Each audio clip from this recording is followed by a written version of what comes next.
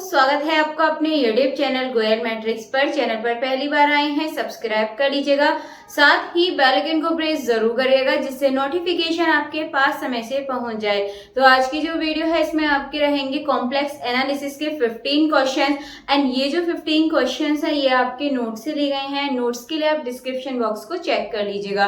तो चलिए फिर स्टार्ट कर देते हैं। एंड जो ये 15 क्वेश्चन है इससे पहले मैंने आपको काफी सारे क्वेश्चन कराए हैं, उसकी प्लेलिस्ट अलग से बनी हुई है, उसको भी एक बार आप देख लीजिएगा। तो चलिए फिर स्टार्ट कर देते हैं। क्वेश्चन नंबर 1 आपके सामने है। क्वेश्चन नंबर 1 है a function F Z is equal to U I V is analytic if. ये एनालिटिक होगा कब होगा? यू वी कंटिन्यूसली ओनली, या फिर Cauchy Riemann equations hold and partial derivatives are continuous, या फिर F is differentiable only at Z is equal to 0, या फिर एफ जेड एग्जिस्ट। तो आपको ध्यान रखना है, यदि आपके एनालिटिक के लिए पूछेगा तो यहाँ पर आपका होना चाहिए Cauchy Riemann equations hold and partial derivatives are continuous. तो जो ऑप्शन नंबर बी है ये बिल्कुल सही आंसर हो जाएगा। नेक्स्ट है क्वेश्चन नंबर 2। तो ये है आपका Cauchy Riemann equations in Cartesian form are, यानी कि मैं बताना है कॉची रीमान इक्वेशंस होती हैं कार्टेशियन फॉर्म में वो कैसी होती हैं। ऑप्शंस आपके सामने है, U X is equal to V X, U Y is equal to V Y, या फिर U X is equal to V Y, या फिर V U Y is equal to minus V X. तो मैं इसके लिए आपको बता देती हूँ, आपको ये याद रखना है। तो ये होता है आपका U X is equal to V Y होता है और U Y is equal to होता है माइनस वी एक्स। ये आपको ध्यान रखना है। तो यदि यहाँ पर ऑप्शंस देखेंगे तो ऑप्शन नंबर जो बी है ये बिल्कुल सही आंसर हो जाएगा। नेक्स्ट क्वेश्चन है आपके सामने, the function F Z is equal to Z दे रखा है, यानी कि वार लगा रखा है इस तरीके से, और आपसे यहाँ पर पूछा है ये क्या होगा। तो यहाँ पर ऑप्शंस है एंटायर, नॉट, एनालिटिक एनीवेयर, या फिर एनालिटिक एट ओरिजिन ओनली, या फिर एनालिटिक इन अपर हाफ प्लेन। तो यहाँ पर जो ऑप्शन नंबर बी है नॉट एनालिटिक एनीवेयर, आपको ध्यान रखना है इस तरीके से जब आ जाता है जेड के ऊपर वार यानी कि एक्स प्लस आई वाई की फॉर्म में, तो आपको ये याद रखना है यहाँ पर ये क्या होता है। तो इसका जो ऑप्शन नंबर बी है नॉट एनालिटिक एनीवेयर ये बिल्कुल सही आंसर हो जाएगा। नेक्स्ट है क्वेश्चन नंबर 4। क्वेश्चन नंबर 4 है which of the following is entire, इनमें से कौन सा एंटायर है। ऑप्शंस है e की power z, 1/z, log z और z। तो यहाँ पर आपको बताना है इनमें से कौन सा एंटायर है। तो ऑप्शंस आपके सामने हैं। तो यहाँ पर एक चीज देखिएगा, ये 1/z है तो ये फॉर्म हो नहीं सकती क्योंकि अपॉन में z आ रहा है। log z भी आपका डिफाइन नहीं होता है। बाकी ये z इसके लिए भी आपको इस वाले क्वेश्चन में बताया था, ये भी नहीं होता। तो बचा आपका e की पावर z, ये एक्सपोनेंशियल वाली जो फॉर्म में आता है e की पावर z, ये तो आपका कॉम्प्लेक्स में होता ही है। तो यहाँ पर जो ऑप्शन नंबर ए है e की पावर z ये बिल्कुल सही आंसर हो जाएगा। चलते हैं नेक्स्ट क्वेश्चन की तरफ। नेक्स्ट यानी कि क्वेश्चन नंबर 5।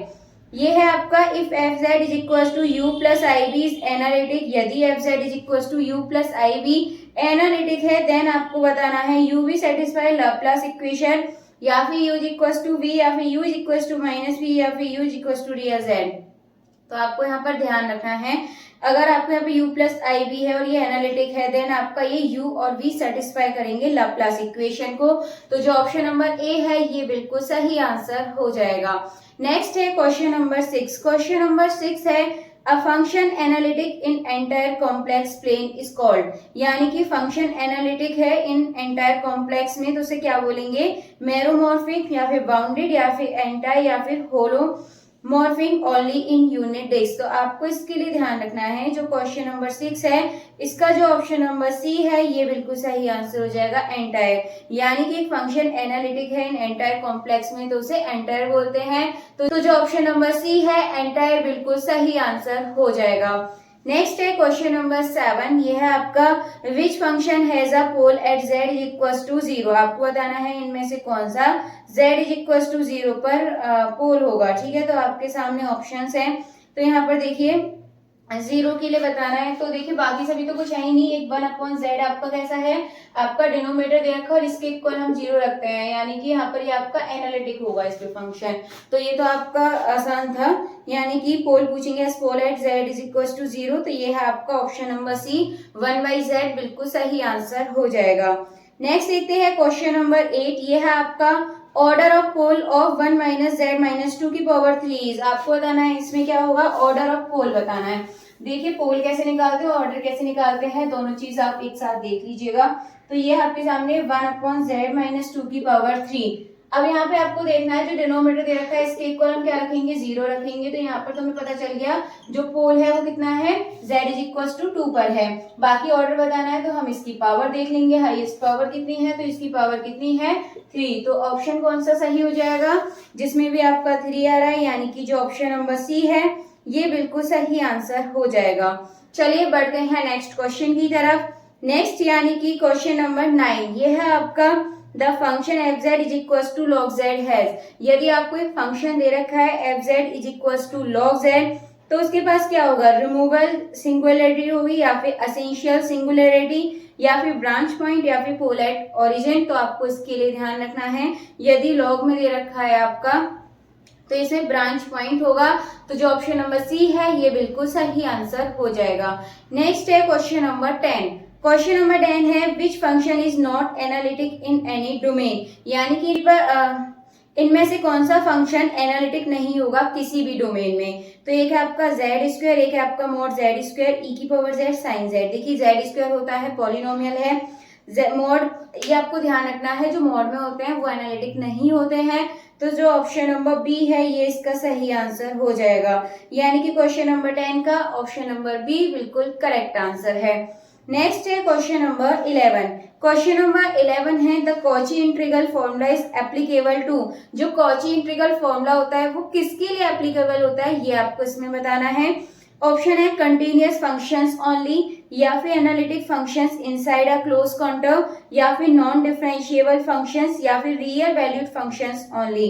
तो इसका आपको ध्यान रखना है, कॉची इंटीग्रल फॉर्मूला एप्लीकेबल होता है जब analytic function inside a closed counter होता है, यानी कि जो इसका ऑप्शन नंबर बी है ये बिल्कुल सही आंसर हो जाएगा। इसके बाद नेक्स्ट है क्वेश्चन नंबर 12। क्वेश्चन नंबर 12 है कॉचीज थ्योरम इम्प्लाई। जो कॉची थ्योरम होती है वो क्या इम्प्लाइज करती है। ऑप्शंस है एवरी इंटीग्रल इज 0, या फिर integral of analytic function around closed curve is 0, या फिर फंक्शन मस्ट बी कांस्टेंट, या फिर फंक्शन इज पीरियोडिक। तो आपको इसके लिए ध्यान रखना है, जो क्वेश्चन नंबर 12 है अगर आपसे कॉची थ्योरम पूछे क्या इम्प्लाइज करती है तो आपको इसके बारे में याद रखना है, ये इंटीग्रल ऑफ एनालिटिक फंक्शंस होती है अराउंड क्लोज कर्व के अराउंड, और ये इक्वल 0 होती है। ये बात आपको ध्यान रखनी है, डायरेक्टली स्टेटमेंट आपसे यहाँ पर पूछा जा सकता है। तो इसका ऑप्शन नंबर बी बिल्कुल सही आंसर हो जाएगा। इसके बाद चलते हैं नेक्स्ट क्वेश्चन नंबर 13 की तरफ। क्वेश्चन नंबर 13 है residue is defined as the coefficient of. इसका आपको रेजिड्यू बताना है, तो इसका जो रेजिड्यू है भी आप लोग बता दीजिएगा। अगर नहीं आता है समझ तो आप कमेंट बॉक्स में बता दीजिएगा। इसका आंसर सबसे पहले मैं कल आपको सॉल्व करा दूंगी जब आपकी नेक्स्ट वीडियो आएगी। तो चलिए फिलहाल इसका आंसर बताइएगा।